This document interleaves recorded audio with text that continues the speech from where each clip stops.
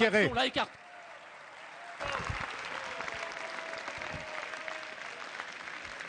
Merci, Monsieur le Président. Ma question s'adresse à Madame la ministre des Droits des Femmes, porte-parole du gouvernement. Madame la ministre, les manifestations organisées ce week-end contre le mariage pour tous ont donné lieu à des violences inacceptables. Violences physiques à l'encontre des militantes et des militants féministes, et je pense aux militantes du mouvement Femen, aux journalistes et aux photographes qui suivaient la manifestation, et violences morales car des insultes homophobes sur les banderoles des manifestants ont accompagné ces agressions physiques.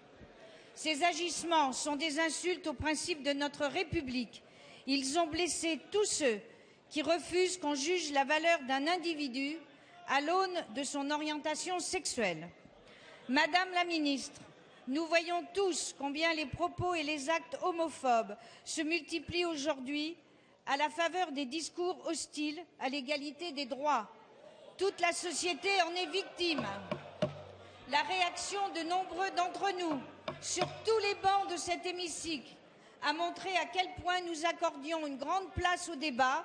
Nous étions farouchement opposés à l'usage de la violence et attachés à la lutte contre les discriminations. L'Assemblée nationale l'a d'ailleurs prouvé l'an passé en votant quasi unanimement pour une proposition de loi dont j'étais l'auteur, visant à harmoniser les délais de prescription des propos discriminatoires à raison de l'identité de genre, de l'orientation sexuelle et du handicap, avec ceux à caractère racial et religieux.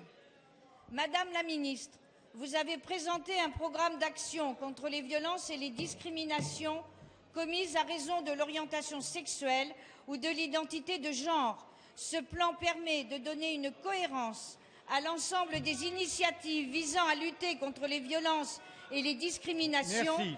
Comment la parole est à agir? Madame la ministre des Droits des Femmes, Najat Vallaud-Belkacem. Merci Monsieur le Président, Mesdames et Messieurs les députés, Madame la députée Catherine Quéré. J'ai été choquée, autant que vous, par les débordements de ce dimanche à l'égard des homosexuels, de leurs familles et de tous ceux qui défendent leurs droits. Je crois qu'il faut le redire clairement ici, aucune insulte, aucune agression, aucune violence homophobe n'a sa place dans une République dont les mots d'ordre sont la liberté, l'égalité des droits et la laïcité. Bien. Madame la députée, oui, le Conseil des ministres, le 31 octobre dernier, a adopté le principe d'un plan très ambitieux en matière de lutte contre l'homophobie et contre toutes les violences liées à l'identité de genre. Ce plan, j'en livrerai les détails et les mesures exactes dans les jours qui viennent. Je veux vous en donner quelques points. D'abord, sachez qu'il s'agit d'agir en profondeur sur la société. Et parce que les réflexes en matière d'homophobie s'acquièrent dès le plus jeune âge, eh bien, l'éducation à la sexualité redeviendra une chose effective dans les établissements scolaires et nous n'éluderons plus la question de l'homosexualité. Parce que la violence symbolique que constituent les propos homophobes est extrêmement grave. Nous veillerons dans un travail avec le CSA à ce que les chaînes de télévision puissent lutter contre les stéréotypes et informer sur le délit que constitue l'homophobie.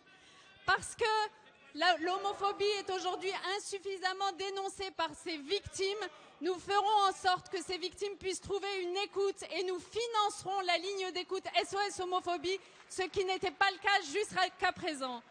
Parce que l'homophobie est encore aujourd'hui insuffisamment poursuivie, nous formerons tous les professionnels qui sont amenés à accompagner les victimes.